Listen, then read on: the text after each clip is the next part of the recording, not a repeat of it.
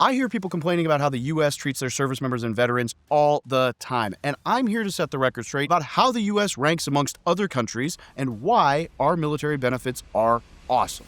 The very first country we're going to be talking about as a strong competitor is Canada, which is the Canadian Armed Forces, or the Veteran Affairs of Canada. They have comprehensive medical and dental through their spectrum of care for active duty service members. They also have paid education while you're serving and structured transition assistance, as well as other opportunities for educational benefits after the service. And Canada actually has a tax-based service connection disability pay, i.e. similar to the VA disability that we receive. Canada has their own version, and honestly, it's not terribly surprising that our neighbor to the north has somewhat similar structure for pay and benefits for service members and veterans.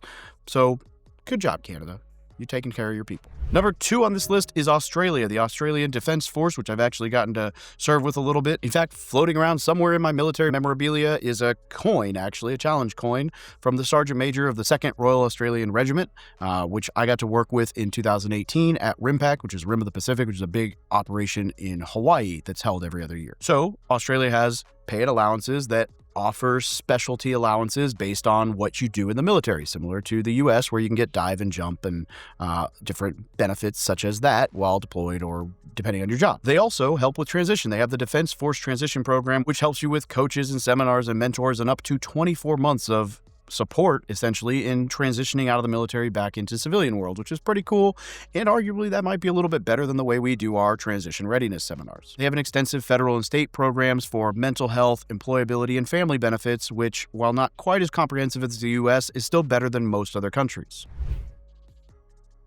The United Kingdom has structured career pay with solid pensions set up for people after their time in service if they make it all the way to pension time. The Armed Forces Covenant, they're trying to eliminate like disadvantages in housing, healthcare, and everything else. So this is kind of their version of the VA, where they do offer some assistance with getting into housing, healthcare, and stuff like that for their service members and veterans. Veterans UK also have welfare, transition services, and injury or bereavement compensation, i.e. some level of VA disability. So they do have that going for them, although politics aside, I don't know how long that's going to last because the UK is kind of, I don't know. Hopefully they can keep it together.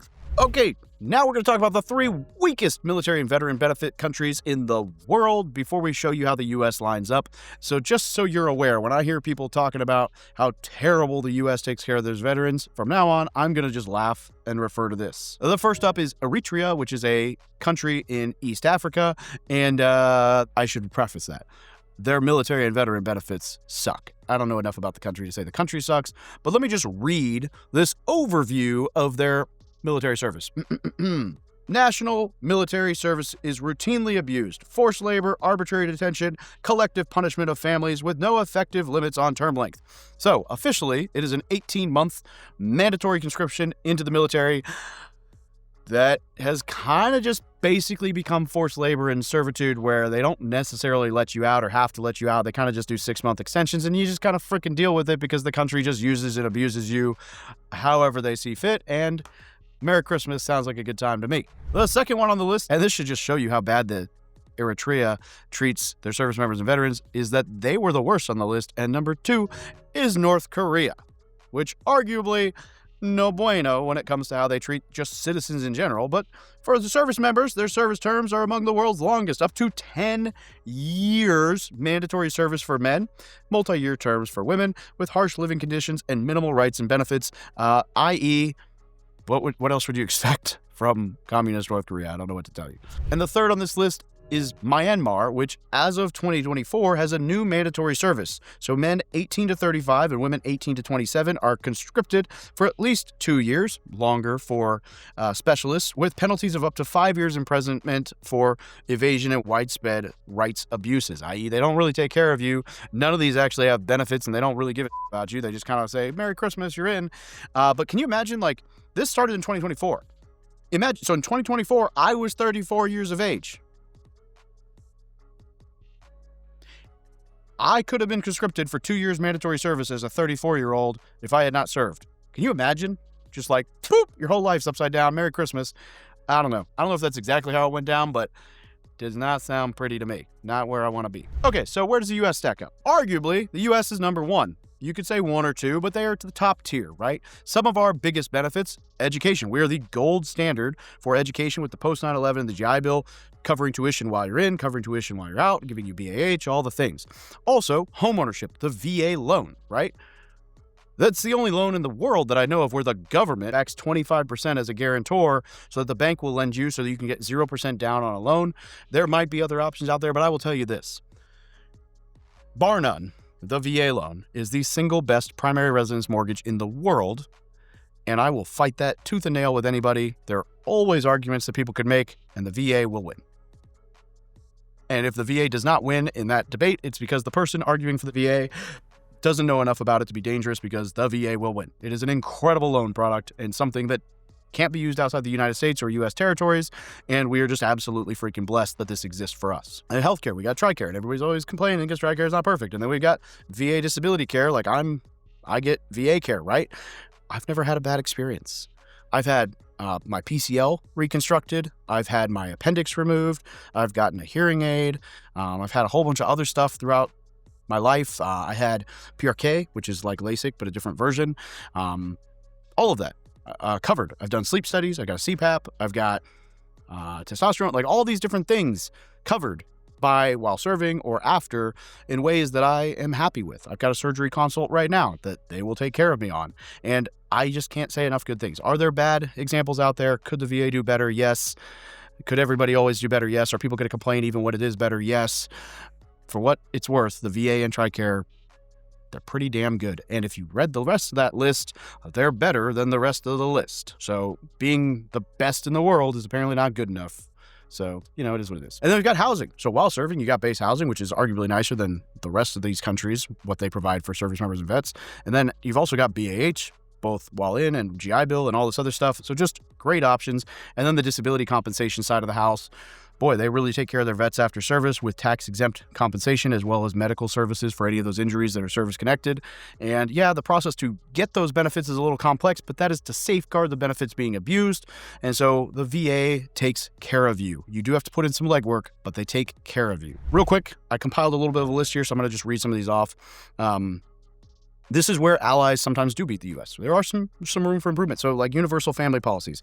So publicly funded childcare. We do have to pay out of pocket for that in the military.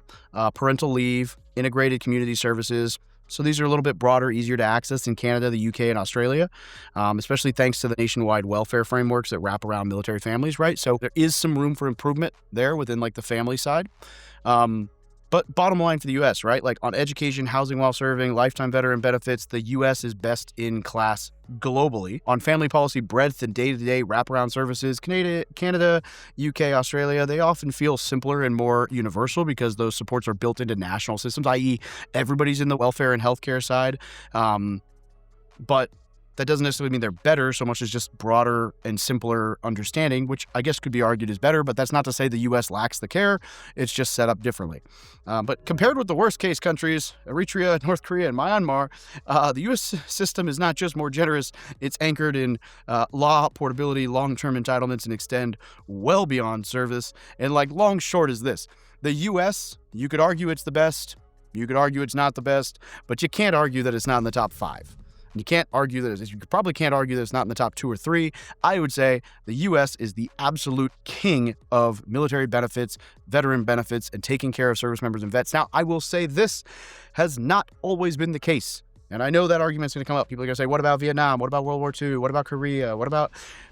Yeah, constant improvement. It is improving. It has improved. It is getting better. It's going to continue getting better. It's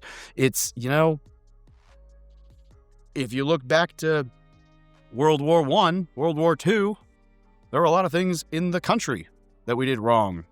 And instead of focusing on them, we should focus on what we've done better. Right? Life is improving. Veteran benefits are improving. Military benefits are improving. The military and the veteran affairs take care of us as best they can, and they continue to improve upon that. Is there room for this to be improved upon? Yes. Is it perfect? No. Do I want a million comments of people complaining that it's not? Like, they're doing the best they can, guys. There's millions of us. And I'll give you this sage piece of advice. From all the people I've talked to who've dealt with the VA, I could sum up the advice as such. If you have a good attitude and you expect the best, you have a great outcome and experience with the VA. If you have a bad attitude, you expect the worst, you're going to get it.